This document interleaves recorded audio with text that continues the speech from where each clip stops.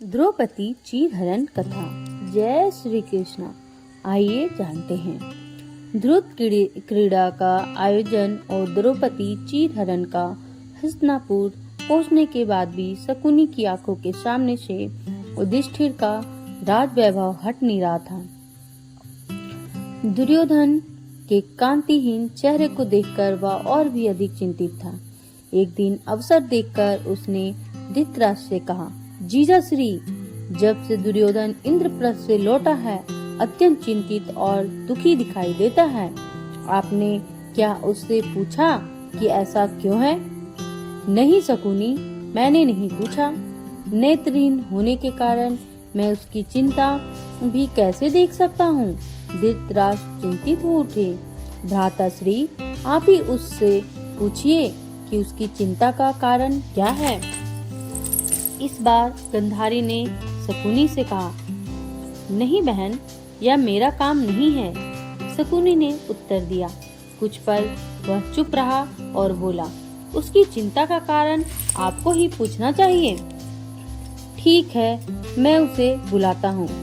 धृतराष्ट्र ने प्रतिहारी भेजकर दुर्योधन को बुलवाया और उससे उसकी चिंता का कारण पूछा, परंतु दुर्योधन बिना उत्तर दिए चुप खड़ा रहा। धृतराष्ट्र और गंधारी व्याकुल हो उठे। गंधारी ने ही तब उससे पूछा, पुत्र, क्या हस्तिनापुर का यह वैभव, यह सुख, यह स्वाधीनता, यह स्वच्छंदता तुम्हें रास नहीं आ रही है जो तुम चिंतित हो? क्या बात है, हमें बताओ। इस बार धृतराष्ट्र ने कहा, पुत्र, तुम्हारे मामा श्री का कहना है कि तुम जब से युधिष्ठिर के राजसूय यज्ञ से लौटे हो तब से तुम व्याकुल हो। हमें बताओ, तुम्हारे पास किस चीज की कमी है? दुर्योधन इस बार फट पड़ा। पिताश्री, युधिष्ठिर के वैभव के बारे में आपने केवल सुना ही है, उसे देखा नहीं। आप नहीं जानते उस वैभव के सम्मुख हस्तिनापुर का वैभव कितना तुच्छ है। उसके वैभव और यश को देखकर मैं पागल हो गया हूँ। ऐसा नहीं कहते पुत्र, गंधारी बोली। युधिष्ठिर भी तो तुम्हारा भाई है। माते, वह सब तो ठीक है, परंतु वहाँ पांडु कुमारों और उस द्रौपदी ने वैभव के मद में मेरा जो अपमान किया है उसे मैं जीवन भर नहीं भूल सकता। इससे तो अच्छा है कि मैं अपना जीवन का अंत ही कर डालूं।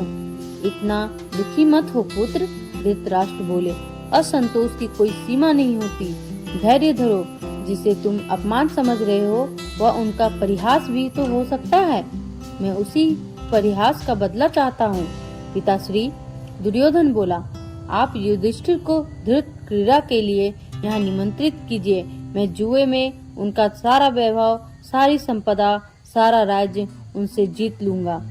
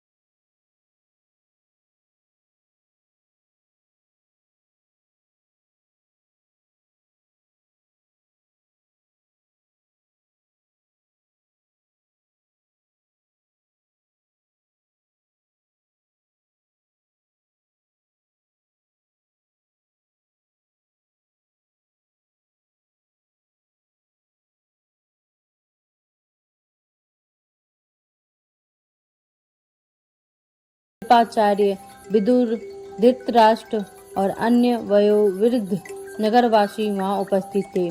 पहले रत्नों की बाजी लगी, फिर सोने चांदी खजानों की, उसके बाद रथों, हाथियों और घोड़ों की। तीनों दाव युधिष्ठिर हार गए। युधिष्ठिर ने अपने सेवकों को दाव पर लगाया, उन्हें भी वे हार गए। एक एक करके युधिष्ठिर अपना सारा राज्य ही हार गए। वे हारते जाते थे और फिर पुनः जीतने की लालसा से कुछ न कुछ दाव पर लगाते जाते थे। कौरव राजकुमार खुश हो रहे थे, जबकि पांडव मन मारकर बैठे थे। उसके बाद युधिष्ठिर ने एक एक करके अपने चारों भाइयों और स्वयं अपने आप को भी दांव पर लगा दिया और हार गए। अब आपके पास क्या है जिसके दांव पर लगाएंगे? शकुनी ने हंसते हुए पूछा। शकुनी की इस बात पर सभा में कोलाहल मचने लगा।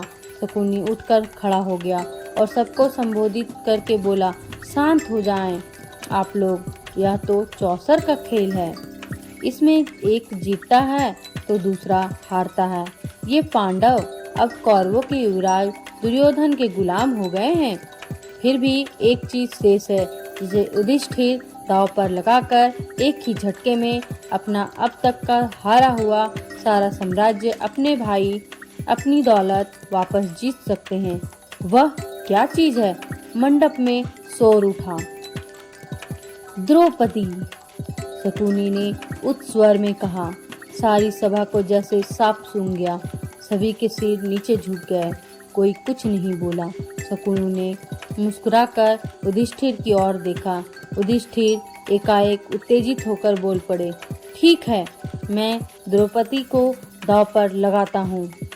धर्मात्मा युधिष्ठिर की बात पर सारी सभा में हाहाकार मच गया। भीम और अर्जुन की क्रोध में भुजाएं फड़कने लगी। चारों ओर से धिक्कार की आवाजें आने लगी। छी, यह घोर पाप है।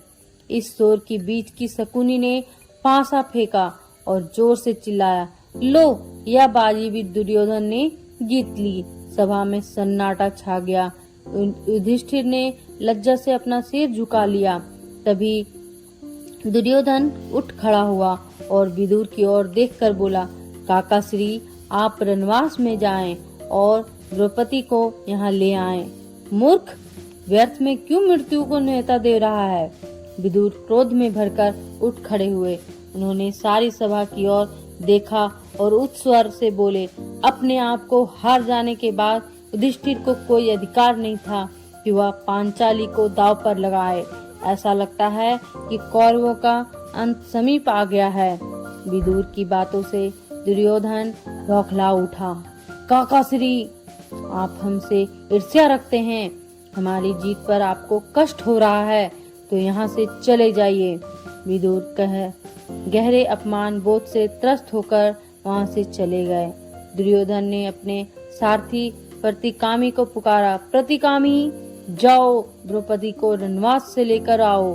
प्रतिकामी दुर्योधन की आज्ञा पाकर रणवास में गया और द्रौपदी से बोला, महारानी, चौसर के खेल में युधिष्ठिर अपने भाइयों और अपने साम्राज्य के साथ आपको भी दांव पर लगाकर हार गए हैं। अब आप युवराज दुर्योधन के अधीन हो गई हैं। उनकी आज्ञा है कि मैं आपको लेकर सभा मंडप में पहुंचूं। प्रतिकामी की बात सुनकर द्रौपदी भौचक्की रह गई। उसे लगा कि उसका कलेजा फट गया जाएगा। उसने प्रतिकामी से कहा, सारथी, जाकर उस हारने वाले खिलाड़ी से पूछो कि पहले वह अपने आप को हारा था या मुझे। सारी सभा से यह प्रश्न पूछकर मुझे बताना, तभी मैं वहां चलूंगी। प्रतिकामी ने सभा में आकर द्रौपदी की बात दोहराई तो युधिष्ठिर ने उत्तर देते नहीं बना। सारी सभा भी चुप रही। दुर्योधन ने प्रतिकामी से कहा, उससे जाकर कहो वह स्वयं यहाँ आकर क्यों नहीं पूछ लेती। द्रौपदी ने इस बार भी प्रतिकामी को वापस भेज दिया और सभा मंडप में आने से साफ इनकार कर दिया। इस पर दुर्योधन क्रोध में भरकर चिल्लाया, दुशासन, उस घमंडी औरत को बालों से खींचकर यहाँ ले आओ। दुरात्मा दुशासन तत्काल रणवास जा पहुंचा और द्रौपदी से बोला, चलो सुंदरी, भ्राता श्री ने तुम्हें जुए में जीत लिया है, वे तुम्हें बुला रहे हैं। द्रौपदी के इनकार से करने पर दुशासन ने द्रौपदी के केस पकड़ लिए और वह उसे जबरन घसीटता हुआ सभा मंडप में ले आया। घायल हिरनी सी द्रौपदी आर्त स्वर में सभा में उपस्थित वृद्धजन की ओर देखकर बोली, आप लोग मेरा अपमान होते देखकर भी चुप बैठे हैं। जिसने जुए में हारकर अपनी स्वाधीनता में खो दी है, वह अपनी पत्नी को दांव पर कैसे लगा सकता है।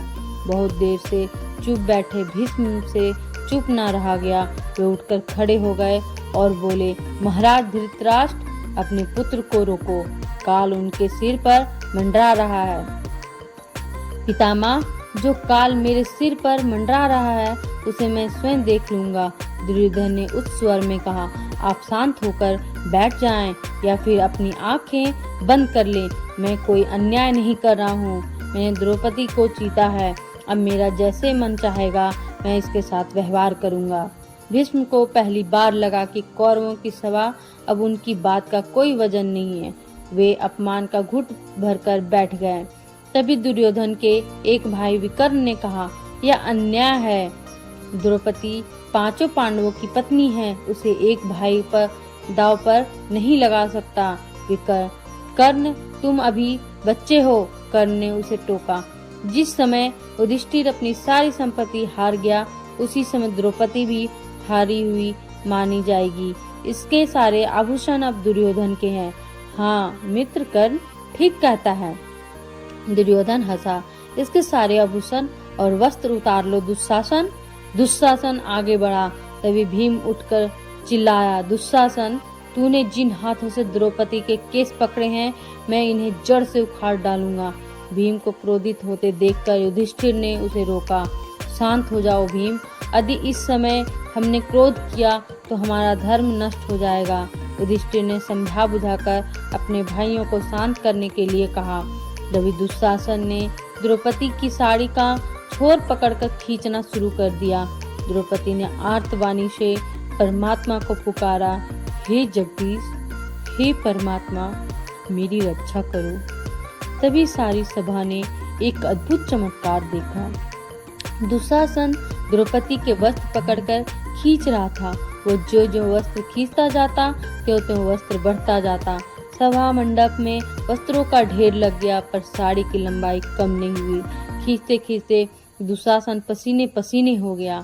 दैवी चमत्कार देखकर सारी सभा सन्न रह गई। तभी भीम एक बार फिर उठ खड़े हुए और क्रोध में भरकर बोले, यहाँ उपस्थित सभी लोग सुने, मैं शपथ का खाकर कहता हूँ कि जब तक भरत वंश पर बट्टा लगाने वाले इस पापी दुशासन की छाती चीरकर मैं इसके गर्म रक्त से अपनी प्यास नहीं बुझा लूंगा, तब तक इस संसार को छोड़कर नहीं जाऊंगा। भीम की प्रतिज्ञा से सारी सभा कांप उठी। धृतराष्ट्र ने स्थिति को संभालने के लिए द्रौपदी को बड़े प्रेम से अपने पास बुलाया और सांत्वना दी। पुत्री, मेरे पुत्रों की धृष्टता को क्षमा कर दे। युधिष्ठिर तो अज्ञात शत्रु है, तो उदार हृदय है। दुर्योधन की कुचाल को वह क्षमा कर देगा। तुम अपना राज्य संपत्ति सब अपने पास रखो और इंद्रप्रस्थ लौट जाओ, सुख से रहो, जाओ। धृतराष्ट्र की मीठी बातें सुनकर पांडवों का क्रोध शांत हो गया। वे सभी विदा लेकर इंद्रप्रस्थ लौट आए। दुर्योधन ने अपने अपमान का बदला एक तरह से ले लिया था, इसलिए वह चुप रहा। दोस्तों, ये कहानी कहते हुए मेरी रूह कांप गई, तो आप सुनेंगे तो आपकी भी रूह कांप जाएगी। सोचिए, एक स्त्री के साथ कितना बड़ा अपमान हुआ। तो आपको हमारी कहानी अच्छी लगी होगी तो हमारे चैनल को ज़रूर लाइक करें, और अगर सब्सक्राइब नहीं किए होंगे तो सब्सक्राइब करें और बेल आइकन दबाएं, ताकि आपको इस तरह की अच्छी अच्छी कहानियाँ आपको सुनने को मिलती रहे। तो धन्यवाद दोस्तों, मिलते हैं अगले वीडियो में। जय श्री कृष्ण।